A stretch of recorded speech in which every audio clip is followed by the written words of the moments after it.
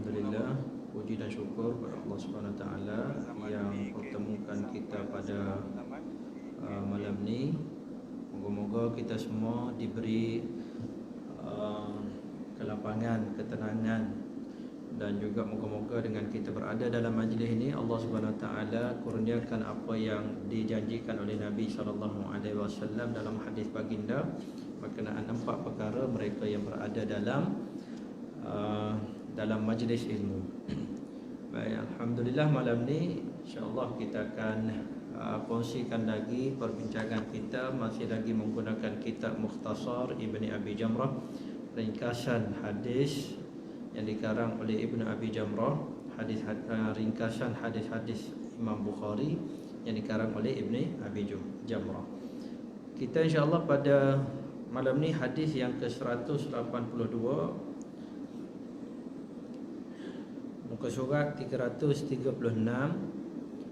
di bawah tajuk berlindung dari mimpi-mimpi syaitan waktu tidur. Muka surat 336. Baik. Bismillahirrahmanirrahim. وبسند المتصل منا إلى الإمام البخاري رحمة الله عليه قال عن أبي قتادة رضي الله عنه قال قال رسول الله صلى الله عليه وسلم الرؤيا الصالحة من الله والحلم من الشيطان فإذا حلم أحدكم حلما يخافه فليبصق عن يساره وَلْيَتَعَوَّذْ بِاللَّهِ مِنْ شَرِّهَا فَإِنَّهَا لَا تَضُرُّ. Nabi SAW bersabda daripada Abu Qatadah radhiyallahu anhu, katanya Nabi SAW bersabda, mimpi yang baik itu daripada syaitan. Mimpi yang baik itu daripada Allah Subhanahu Wa Taala, dan yang keji buruk itu daripada syaitan. Apabila melihat seseorang kamu dalam mimpinya sewaktu tidur sesuatu yang menakutinya, maka hendaklah ia meludah pada sebelah kirinya dan hendaklah ia berlindung dengan Allah daripada keburukan igawan itu, kerana yang demikian tiada akan mendatang kemudaratan kepadanya. Baik. Tajuk malam ni berkenaan dengan mimpi. Semua daripada kita ni mimpi. Biasanya bermimpi. Ada 2 perkara. Yang pertama dipanggil mimpi, yang kedua dipanggil mengigau. Pertama mimpi, yang kedua mengigau. Jadi persoalan mimpi ni, sebagaimana yang kita tahu dalam kehidupan kita ni, kehidupan zahir kita, ada perkara-perkara yang kita buat tiap-tiap hari, tiap-tiap masa, tiap detik, tiap waktu. Begitu juga di alam yang satu lagi, juga merupakan salah satu daripada kehidupan kita. Walaupun tidak ada penjelasan. Kalau pakar dia panggil ilmu jiwa, apa dia panggil tahu, ilmu nafsi, dalam bahasa Arab dipanggil ilmu nafsi, ilmu yang bahagian psiku, psikiatri dan juga sebagainya. Mereka hanya menganggap apa yang berlaku dalam mimpi ini hanyalah kerana hadisun nafsi, kerana dia panggil khayalan-khayalan yang kita alami ataupun yang kita gambarkan sebelum daripada tidur. Maka benda yang kita gambar, kita bayangkan sebelum daripada tidur, kita bayangkan benda tu, bayangkan benda ni, teringat benda tu, teringat benda ni, dia akan masuk dalam mimpi. Mimpi itu adalah benda-benda yang kita duk bicara, yang kita duk bayangkan sebelum daripada kita tidur. Baik. Walau bagaimanapun dalam agama kita ini, mimpi ini adalah dibahagi kepada 3 benda. Mimpi kita ni terbahagi kepada 3 benda. Pertama yang dipanggil ar-ru'ya as-salihah.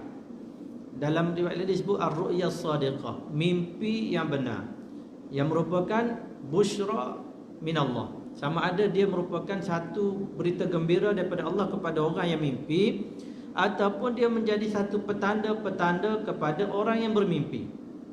Itu termasuk dalam busyra min Allah, alamat. Kita panggil alamat. Yang kedua yang dipanggil hadisun nafsi. Kategori yang kedua dipanggil hadis an-nafsi, iaitu hasil daripada kita punya bayangan, gambaran-gambaran ataupun perkara yang berlaku kepada kita sebelum daripada kita tidur. Kalau kita bayangkan sebelum tidur, bayangkan sat lagi nak buka bisnes, sat lagi nak tu, sat lagi nak kahwin, sat lagi ni, dalam mimpi, masuk dah dalam mimpi benda tu. Itu dipanggil hadisun nafsi. Dia bicara diri kita, bicara jiwa kita. Fikiran kita tu gambar apa, dia akan masuk dalam mimpi. Dua. Yang ketiga dia panggil tahzin minasyaitan. Berita-berita buruk daripada syaitan. Syaitan dia nak mengganggu kehidupan kita, maka dia bagi mimpi buruk, mimpi kena kejar, dia tulah, mimpi kena gigit anjing lah, mimpi tulah, mimpi apa nama ni, banyak benda. Mimpi bergaduh dengan orang rumah, mimpi orang rumah curang, mimpi tu, mimpi ni anak kita jadi jahat. Semua untuk menjadikan kita berduka cita, bermuram. Dia jadi mikir bangun pagi tu suami isteri bermasa muka. Mungkin isteri mimpi suami dia kahwin lain. Nak masak pun goreng dengan nasi pun goreng nak. Kita ingatkan apa benda pula yang kat dapur tu. Ada? Tanya khabar. Assalamualaikum, buat apa tu? Tak nampak buat apa ni? Marah ni kan. Pasal apa dia? Malam tadi dia mimpi suami dia naik pelamin. Baik. Tahzim minasyaitan. Syaitan suruh rasa sedih. Ataupun siapa sajalah menyebabkan orang tu jadi sedih ataupun menyebabkan dia down dalam kehidupan dia. Baik. Jadi dalam agama kita tiga perkara. Nabi SAW, antara sabda Nabi SAW apa dia? Ar-ru'ya salihah min Allah. Mimpi-mimpi yang baik adalah daripada Allah Subhanahu Wa Taala. Kita kalau kita orang lelaki mimpi naik pelamin, seronok. Enggak? Tapi kalau bagi orang rumah, suami dia naik pelamin, igawan buruk tu. Nampak baik. Jadi mimpi-mimpi yang baik daripada Allah. Sebagaimana Nabi SAW pernah menyatakan, apabila iqtaraba az-zaman, bila zaman ni dah makin hampir kepada kiamat, dekat nak kiamat ni, ataupun di akhir zaman ni, kita pun akhir zaman dah, umat akhir zaman dah, tapi dekat-dekat bila dah hampir nak kiamat dah, petanda-petanda kiamat dah cukup banyak, cukup banyak dah, sama ada petanda-petanda kecil ataupun petanda besar. Dah ada dah petanda besar. Lam yakad, tidak akan berlaku, hampir tak berlaku kepada apa dia, kepada orang mukmin, illa ru'ya as-salihah, kecuali dia akan banyak mimpi yang menggembirakan dia kepada orang mukmin, kepada orang mukmin. Semua kita tahulah orang mukmin tu bagaimana sifat dia, tak payah kita nak urai di sinilah. Nak sebut Nabi SAW kata di akhir zaman ni ramai di kalangan orang yang beriman, dia akan nampak, dia akan mimpi yang indah. Lebih-lebih lagi kalau mimpi jumpa Nabi, orang tu mimpi jumpa Nabi, orang ni mimpi jumpa tu, orang mimpi, ya Allah, seronok mimpi dia. Mimpi yang menggembirakan. Dan kata Nabi, apa dia? Mimpi-mimpi yang benar. Dalam riwayat lain disebut ru'ya sadiqah, mimpi yang benar. Petanda-petanda kepada kehidupan dia di dunia ni, Allah bagi tanda, Allah bagi alamat, Allah bagi tanda. Kita ni biasanya sembahyang istikharah, kita nak supaya ada mimpi, barulah kita nak buat benda tu. Masuk sikit bab istikharah sebelum daripada kita ni. Istikharah. Nah, kadang-kadang orang istikharah, dia istikharah, solat istikharah semua kita tahu sunat, kita buat solat istikharah. Apa saja kita nak buat, perkara yang kita nak buat sunat istikharah. Bila istikharah, kadang-kadang ramai di kalangan kita, apa dia? Tunggu mimpi dulu baru dia nak buat. Kalau tak ada mimpi, tak tahulah, dah banyak kali istikharah, tak ada mimpi juga ni, macam mana? Sedangkan istikharah ni bukan diberitahu melalui mimpi, dah. Kadang-kadang hanya kita rasa nak buat kuat kepada yang pilihan A, maka buat pilihan A. Tak nanti kita mimpi dulu, tak. Kadang-kadang tak ada rasa apa-apa. Maknanya sama saja sama ada kita pilih A ataupun B. Nah, itu konsep istikharah. Baik. Kembali kepada apa yang kita bincang.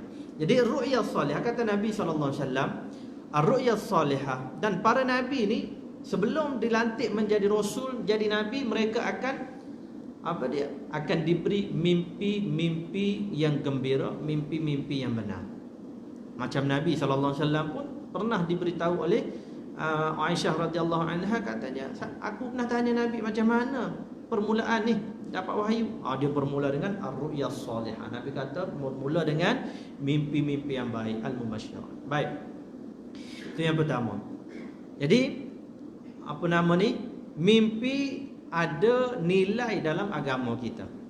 Mimpi itu ada nilai dalam agama kita. Baik, perbincangan tentang mimpi ni banyak. Yang pertama bila kita dapat mimpi yang baik. Mimpi yang baik. Bagaimana adab kita untuk kita berinteraksi bila dapat mimpi-mimpi sebegini? Orang mukmin akan dapat mimpi-mimpi yang benar, mimpi-mimpi yang gembira, mimpi-mimpi yang elok apabila akhir zaman ni. Mungkin zaman kita sekarang ni lah. Zaman kita sekarang ni mungkin kita semua ni dapat mimpi-mimpi yang gembira. Insya-Allah. Amin ya rabbal alamin. Tak tahulah mimpi gembira mengikut kita tu macam mana, wallahu alam lah. Mimpi gembira bagi kita tu pelbagailah. Baik. Nabi SAW disebut dalam riwayat Abu Qatadah juga. Selain daripada riwayat ni, ada riwayat yang kedua. Cuma ni salah satu daripada riwayat. Dia kata apa dia? Ar-ru'yal hasanah minallah. Fa idza ra'a ahadukum ma yuhibbu fala yuhaddithu bihi illa man yuhibbu. Ini dia panggil adab apabila kita bermimpi. Yang pertama, bila kita bermimpi, kita ni kata Nabi, ar-ru'yal hasanah, mimpi yang baik, mimpi yang elok ni, dia ni daripada Allah. Apa sahaja mimpi yang kita lihat tu gembira, kita bangun pagi ceria tak? Senangnya dalam hati. Isteri pun, apa hal bunyi bising dalam bilik air? Baik. Jadi dapat mimpi-mimpi yang menggembirakan. Hari tu bangun awal pagi, pukul 3 dah bangun dah. Tahajud pula tu, pelik isteri tengok. Tak pernah lagi suami. Ya Allah, berubah sampai begitu sekali, apa hal? Baik. Jadi kata Nabi, orang yang mimpi perkara yang menggembirakan dia ini, pertama, dia ni daripada Allah, anggap gitu. Yang kedua, fala yuhaddits illa ma yuhibbu. Dia jangan cerita melainkan orang yang betul-betul dia percaya, orang yang dia sayang, orang yang maknanya ada pertalian yang rapat dengan dia. Kalau mimpi naik pelamin, cerita kepada isteri, habis rosak. Cerita kepada orang yang kita percaya, best friend kita apa, yang kita percayalah, ya tak, BFF apa. Contohlah. Ataupun siapa sahaja yang dipercayai. Siapa? Mungkin kita tanya, kita cerita kepada orang-orang yang soleh, orang yang baik. Mana kita ni ahli surau, ahli masjid apa semua, insya-Allah lah orang baiklah semua. Amin ya rabbal alamin. Jadi kita cerita orang yang sentiasa datang ke masjid, datang surau, Pak Imam, Pak Bilal. Cerita tu. Contoh, siapa saja yang kita anggap dia tu baik, illa ma yuhib. Sebab apa dia? Sebab dalam kisah Nabi Yusuf alaihissalam. Nabi Yusuf alaihissalam apabila dia mimpi, qala ya abati inni ra'aitu 11 kawkaban wasyamsa wal qamara ra'aituhum li sajidin. Wahai bapakku, malam tadi mimpi tengok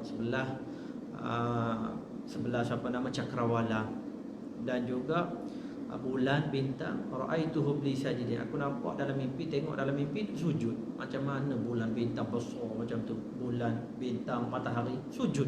Wasyamsa wal qamar ra'aituhum li sajidin. Semua pakai sujud. Ada gambaran macam mana, wallahu alam lah. Nampak bintang, ada tangan, ada kaki, ada kepala nak sujud macam mana, tapi digambarkan, dia sebut gitu. Kemudian apa yang dijawab oleh Nabi Yaqub alaihissalam terhadap mimpi yang diceritakan oleh anak-anak dia ni, Nabi Yusuf alaihissalam? Dia kata apa dia?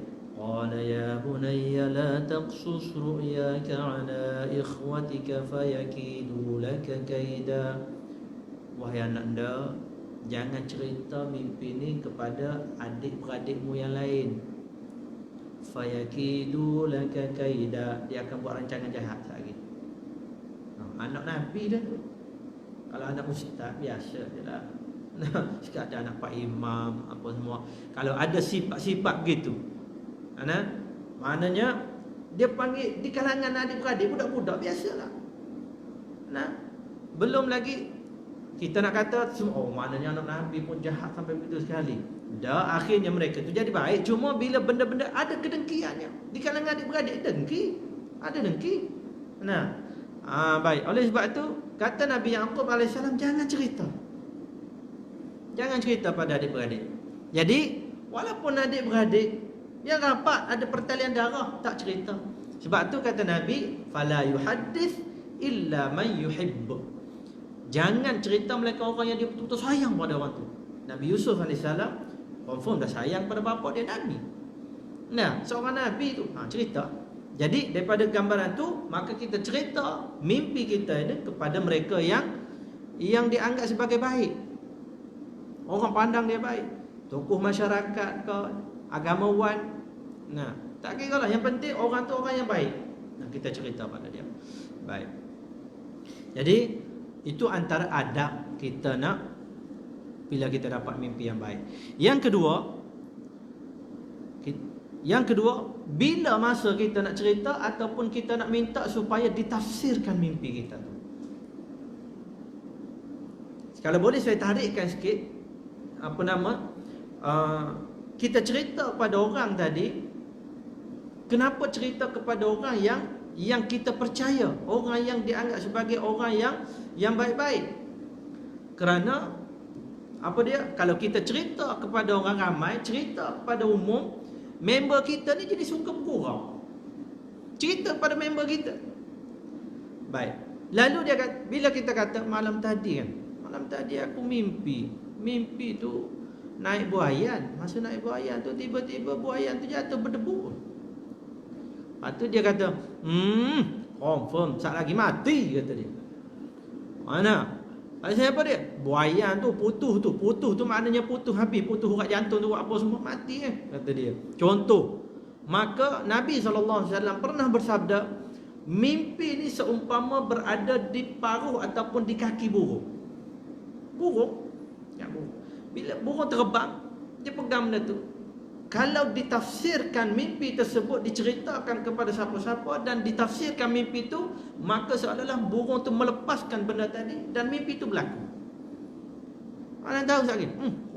Inilah aku malah cerita mimpi aku ni. Cerita kat hang ngarut aja. Dia pun start motor, keluar debung di sini, mati. Pasal apa dia? Pasal dia cerita pada orang ikut dan dia. Ni mimpi ni. Lebih-lebih lagi kalau mimpi pada jumpa Nabi SAW, jumpa tu tak boleh cerita kepada umum, melainkan untuk memberi galakan supaya orang tu buat amalan supaya kemungkinan jumpa Nabi. Ada orang mimpi jumpa Nabi SAW pakai seluar pendek. Macam mana? Adakah bermakna dicerita pada sahabat dia, maknanya Nabi pernah bergaya, Nabi suruh pakai seluar pendek tu. Ada Nabi kan macam kita pakai seluar pendek ni kan? Memang maknanya Nabi ni geng kita. Orang tu pakai surau, pakai kain pelikat, pakai tak geng, Nabi tak geng. Pasal apa dia? Cerita pada member-member yang jenis gitu. Baik. Sedangkan kalau kita bagi tahu ataupun tanya kepada ahli dia, maka makna pakaian dalam mimpi bila melibatkan pakaian, ia memberi gambaran agama kita macam mana. Agama kita. Kalau kita berpakaian labuh, maka agama kita tu seolah-olah melindungi kita. Kita beragama dengan dia. Kalau kita pakai dalam keadaan pakaian kita dalam mimpi pakai pendek, seluar pendek, hatta kita tengok Nabi, nak memberi gambaran kita dengan Nabi jauh agama kita dengan mengikut Nabi SAW. Dan kita ni tak pandang pada agama, bermudah-mudah aja dengan agama. Itu asas ataupun kaedah yang ulama sebut. Jadi kalau kita sembang sama kita, habis dia tafsir ikut dan. Kalau kita tanya mereka yang berautoriti, cerita kepada orang yang berautoriti, maka insya-Allah dia bagi nasihat-nasihat yang baik. Baik. Itu yang pertama tadi, apa dia? Kita ceritakan kepada orang yang kita percaya ataupun orang yang sayang rapat dengan kita. Yang kedua, bilakah masa yang elok untuk kita ceritakan ataupun kita minta supaya ditafsirkan mimpi kita? Bila? Waktunya ialah selepas subuh hingga waktu duha. Itu antara waktu yang elok untuk kita ceritakan kepada orang, dan kita minta kalau dah dia tahu tentang tafsiran mimpi. Kalau dia tahu. Kita ulang balik, tak semua orang, tak semua ustaz dia tahu bab tafsir mimpi. Tak semua orang, walaupun tok alim pun kadang-kadang tak tahu.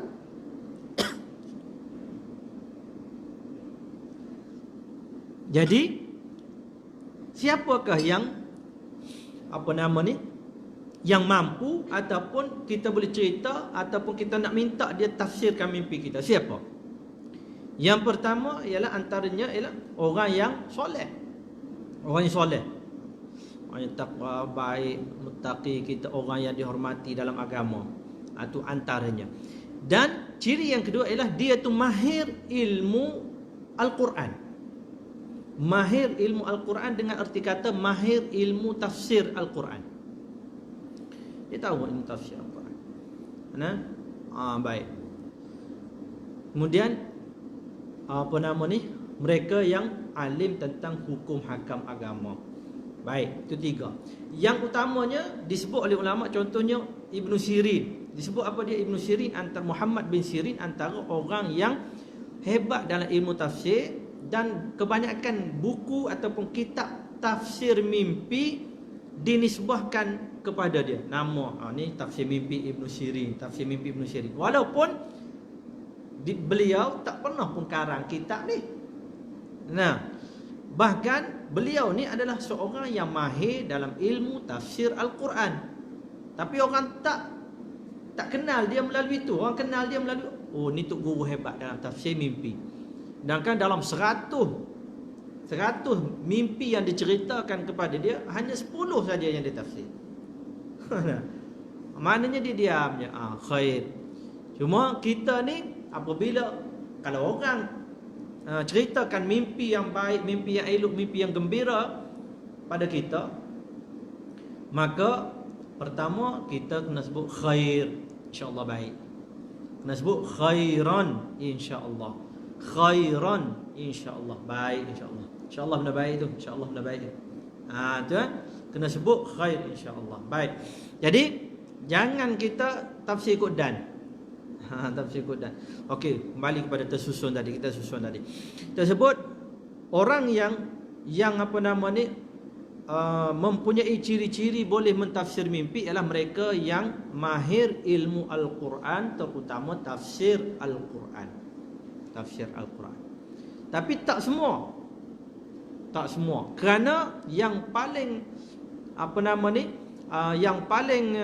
perlu kita faham juga ialah tafsir mimpi ini adalah mauhibatun minallah, anugerah daripada Allah kepada orang tu. Seseorang yang boleh tafsir mimpi, tak semua orang, walaupun dia alim tafsir Quran, tak semua dia boleh mentafsirkan mimpi seseorang. Yang paling utama dia adalah mauhibah minallah. Walaupun dia belajar kaedah mentafsir mimpi. Ada kaedah tafsir mimpi, ada kaedah, contohnya kalau pakaian, dia belajar melalui hadis Nabi. Hadis-hadis Nabi ada banyak cerita. Jika berkenaan dengan pakaian, maka dia membawa makna apa dia? Agama yang melibatkan pakaian. Jadi kalau kita lihat dalam mimpi itu kita pakai pakaian yang tidak menutup aurat, maknanya bukan kita tu tak menutup aurat, bahkan agama kita tu perlu cek balik ibadat kita.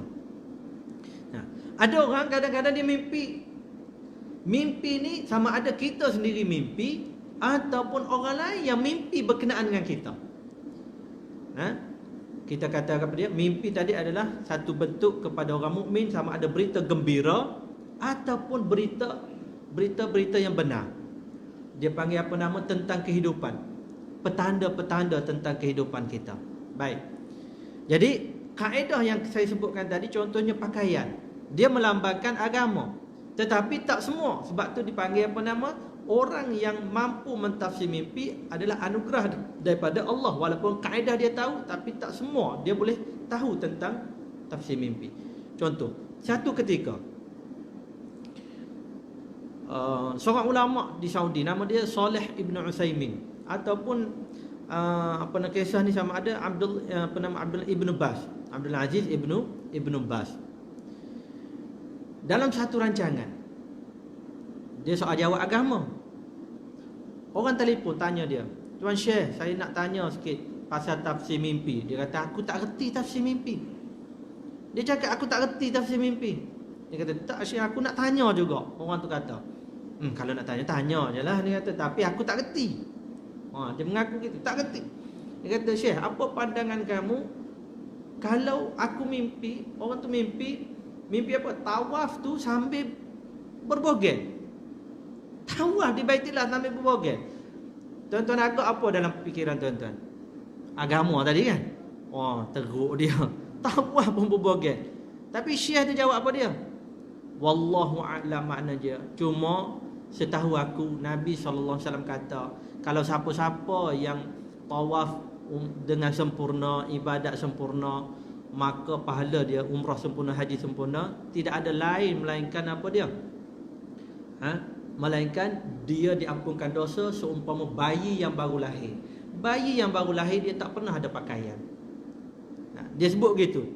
Syekh tu kata gitu. "Wallahu a'lam, moga kebaikan kepada apa namanya, apa yang kamu mimpi tu." Dia kata gitu.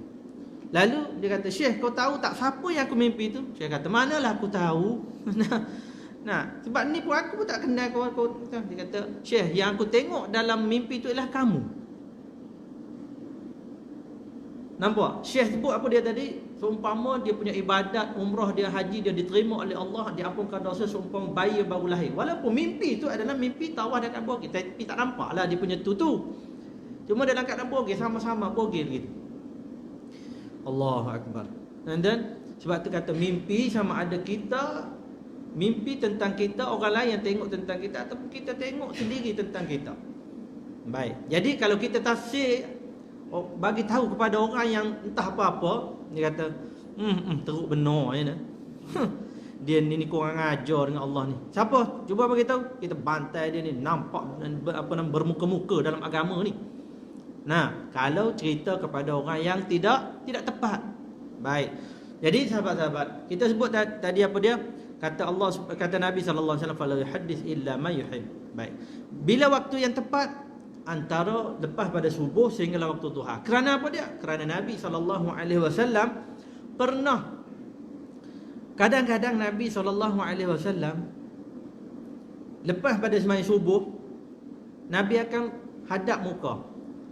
Nabi ni disebut dalam riwayat, Nabi apabila selesai sembahyang istaghfara salasan fa aqbala biwajhihi. Nabi sallallahu alaihi wasallam istighfar 3 kali, kemudian Nabi menghadap kepada jemaah. Menghadap belanja. Tu pun saya jarang lagi nak buat.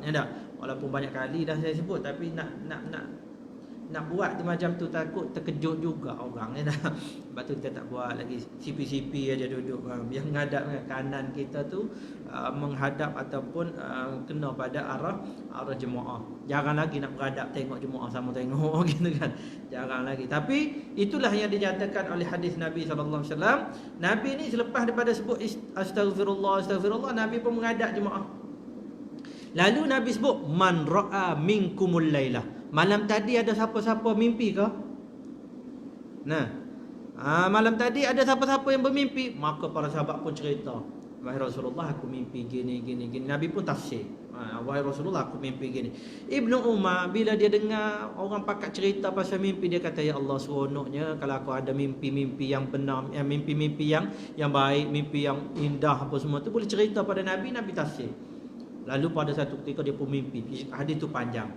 Panjang, dia kata ada malaikat bawa dia pergi ke satu taman cantik, dia tengok ni, pergi naik lagi satu tempat cukup indah. Lalu Nabi di hujung hadis tu Nabi sebut, bila bagi tahu kepada Nabi kata, inna Abdullah rajulun salih. Abdullah ibnu Umar ni orang yang baik, soleh dia. Lau sallabil, alangkah eloknya kalau dia betul boleh bangun sembahyang malam. Nak masuk syurga tu lebih boleh dah masuk syurga. Cuma kalau eloknya dia akan lebih tinggi martabat dia tu apabila dia sembahyang malam, qiyamul lail.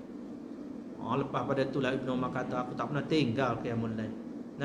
Baik dah, cuma kalau boleh bangun malam lagi baik dah. Baik. Jadi kita sebut apa dia? Nak ceritakan mimpi ataupun kita minta supaya orang tafsir mimpi kita itu biasanya cerita antara selepas subuh sehinggalah waktu duha. Baik. Kemudian lagi katanya,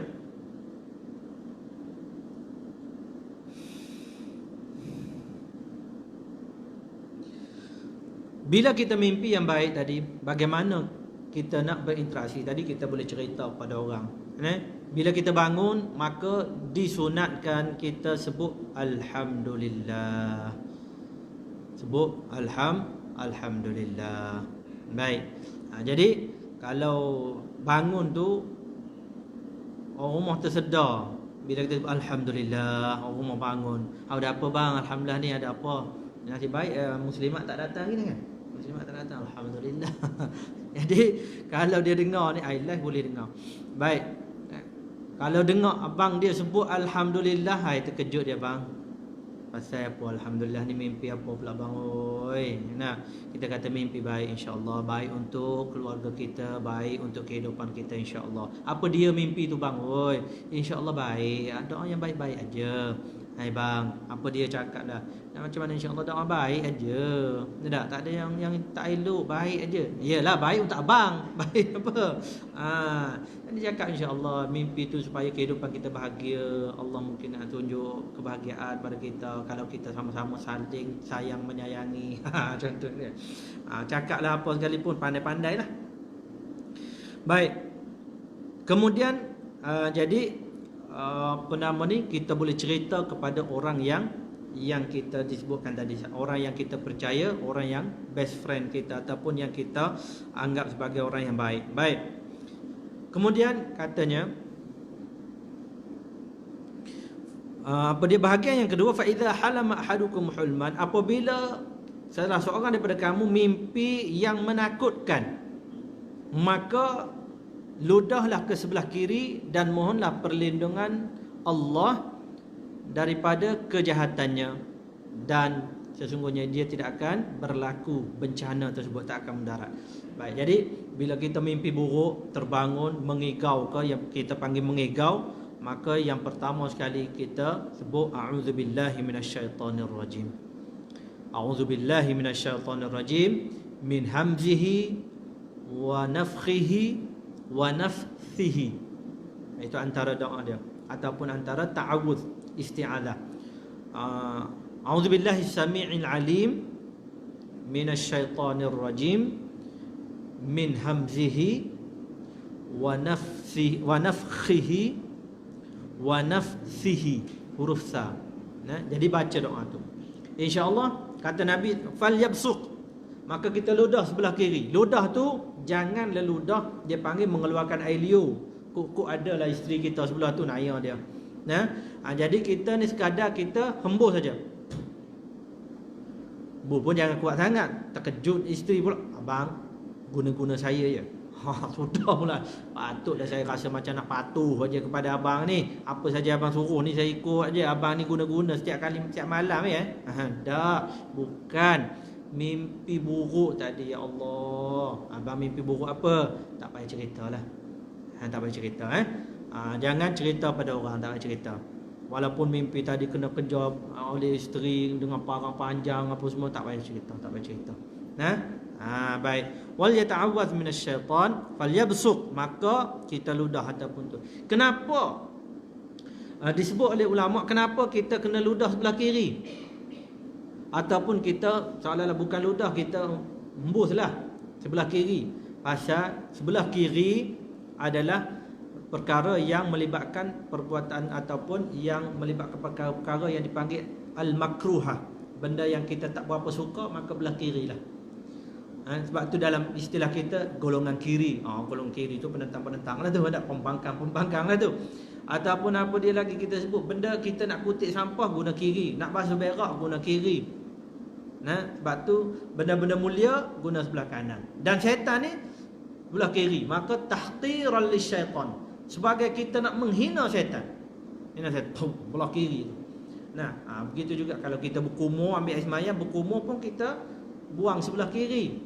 Tapi kena tengok juga sahabat kita sekarang ni tak boleh berwuduk di sini, mungkin tak ramai berwuduk. Tengok sahabat kalau bila dah boleh berwuduk, mungkin kita berwuduk jangan walaupun boleh sebelah kiri disunatkan, tapi tengok sahabat kita sebelah kiri tu. Kan ludah ikut dan apa? Ya tak? Allah kena orang petumbuk pula kat situ naya. Baik, jadi maknanya apa dia?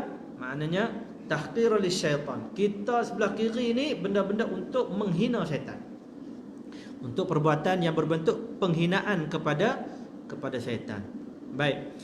Jadi sahabat-sahabat, mungkin kita ni, kebanyakan kita oleh Nabi SAW sebut di akhir zaman ni mimpi-mimpi indah yang akan dialami oleh orang mukmin. Jadi moga kita ni berusaha jadi orang mukmin yang baik. Allah Subhanahu Wa Taala berikan mimpi-mimpi, petanda-petanda kepada kita. Kadang-kadang mimpi adalah satu bentuk kegembiraan. Kadang mimpi adalah satu bentuk petanda kepada kita. Baik. Jadi bagaimana kita nak dapatkan mimpi yang baik? Macam mana nak dapat mimpi yang baik? Supaya malam ni tidur insya-Allah, pagi esoknya dengan dia panggil tak adalah Black Monday. Monday blues tak ada. Black Monday, Black Friday, Black semua tu tak ada. Baik, tak puan sebut black dia tak boleh sebut benda lain Baik. Jadi Nabi SAW pernah ajar kita macam mana kita ni nak dapat mimpi yang baik, bagaimana tata cara dia. Pertama antaranya ialah dengan kita berwuduk sebelum daripada kita tidur. Yang kedua, kita baca doa.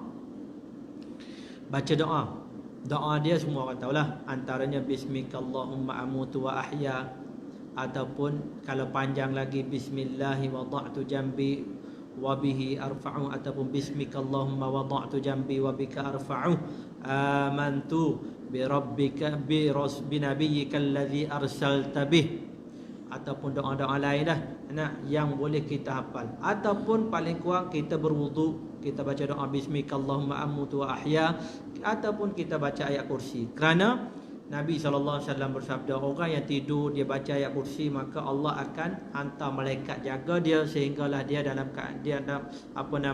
sehinggalah ke pagi esoknya dia bangun. Dan orang yang tidur dalam keadaan berwuduk, maka Allah hantar malaikat juga jaga dia sehinggalah kalau dia tak mampu bangun malam, maka malaikat tu tolong doa pada dia, Allahumma ghfirlahu, Allahumma arhamhu. Bukan makna doa mati tu. Tapi malaikat kata, ya Allah ampunlah dia, rahmatilah, kesian dia kat dia, ya Allah nak bangun tak boleh, mata tengok bengkak sangat, nak bangun tak boleh, tukar sakit kepala tadi tu, Allahu akbar, kesian, maka ampunlah dia. Doa daripada malaikat. Jadi itu antara perkara yang boleh kita lakukan untuk kita dapat mimpi-mimpi yang baik, mimpi yang indah. Baik. Apa dia lagi? Ada orang ajar, guru saya pernah ajar bagaimana mimpi untuk melihat Rasulullah sallallahu alaihi wasallam. Ni pengalaman je lah, pengalaman yang diajar oleh beliau. Katanya pada malam Jumaat, amalan tu amalan malam Jumaat, iaitu dengan kita pertama selepas daripada sembahyang Isyak, kita solat sunat 2 rakaat. Solat hajat lah lebih kurang, solat hajat 2 rakaat. Dengan bacaan pertama selepas Fatihah kita baca inna a'tainakal kautsar. Dan rakaat yang kedua kita baca qul huwallahu ahad. Baik. Selepas daripada itu, selepas salam, kita baca selawat kepada Nabi sallallahu alaihi wasallam 100 kali. 100 kali selawat pada Nabi sallallahu alaihi wasallam. Dan kemudian daripada itu tidur dalam keadaan berwuduk. Kemudian lagi dalam mengiring sebelah kanan tidur. Baik.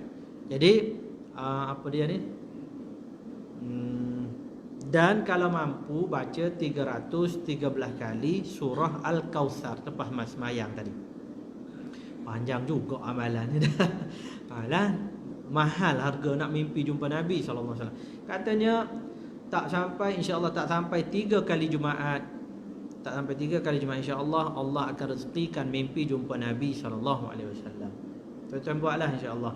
Tak? Kalau tuan-tuan tanya, "Ustaz macam mana?" Saya pernah buat, tuan-tuan. Cakap itulah cakap setakat tu. Tuan-tuan, hanya orang yang buat saja yang mampu menghayati, mampu rasa gembira, insya-Allah. Boleh buatlah insya-Allah. Wallahu alam. Sebelum kita berhenti, tuan-tuan ada soalan? Ada ada apa nama ni? Soalan daripada, teringat saya minta ada penjelasan daripada jemaah, dia minta tolong jelaskan bagaimana apa nama ni bila imam membaca ayat-ayat di dalam Al-Quran, terutamanya kita orang Melayu ni surah At-Tin. Akhir ayat tu apa dia? Alaihissalam wattini wazzaituni wa turi sinin wa hadzal baladil amin. Akhir ayat alaihissallahu bi ahkamil hakimin. Ayat tu pertanyaan, alaihissallahu bi ahkamil hakim, bukankah Allah sebaik-baik hakim, sebaik-baik pemutus? Maka disunatkan kita jawab.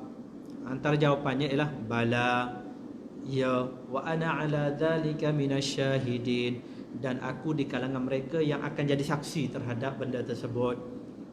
Jadi sunat bagi mereka yang mendengar ayat-ayat Al-Quran yang berbentuk pertanyaan di akhir ayat tu, sunat untuk memberi respon. Cuma kadang-kadang oleh kerana kita ni mungkin kurang memahami bahasa Arab, oleh sebab itu jarang kita jawab. Walau bagaimanapun paling kurang lah kita jawablah yang tu. Bila sebut bala alaihissallahu bi ahkamil hakimin, sama ada imam yang membaca ataupun makmum yang mendengar, maka sunat jawab bala wa ana ala dzalika minasyahidin, baca perlahan macam kita sebut amin tu. Amin kuat sangat. Kita sebut bala wa ana ala dzalika minasyahidin bila kita dengar. Sunat sama ada imam yang baca ataupun makmum yang mendengar. Bahkan ada lagi ayat lain. Contohnya faman ya'tikum bima'in ma'in, surah Tabarak. Surah Tabarak ataupun surah Al-Qiyamah. Al-Qiyamah disebut alaysa dzalika biqadirin ala an yuhyiyal mauta, maka kita jawab bala. Sebut bala apa tak apa dah. Bila kita dengar perkataan alaysa, maka hanya setakat kita boleh jawab ataupun paling kurang kita jawab bala. Bila dengar perkataan alaysa, boleh. Bila dengar perkataan alaysa dalam Al-Quran, maka sunat kita jawab bala pun tak apa dah. Boleh Allahu Akbar. Baik, jadi itu saja yang kita bincang pada malam ni. Moga-moga apa yang kita bincang itu dapat manfaat untuk kita bersama dan kita sebar-sebarkan kepada mereka yang tidak hadir bersama dengan kita. Wallahu a'lam. Aqulu qali hadza wa astaghfirullah li wa lakum. Wassalamualaikum warahmatullahi wabarakatuh.